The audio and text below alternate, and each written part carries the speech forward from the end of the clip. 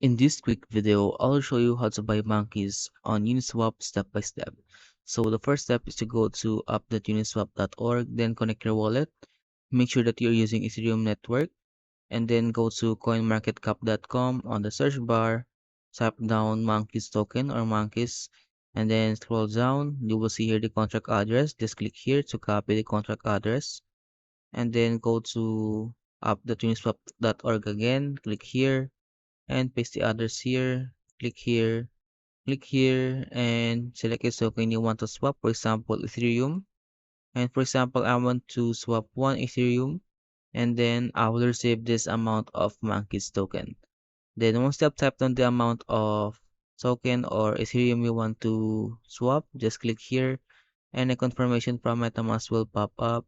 So make sure that you leave enough Ethereum in your MetaMask wallet because you're going to use it for the gas fee.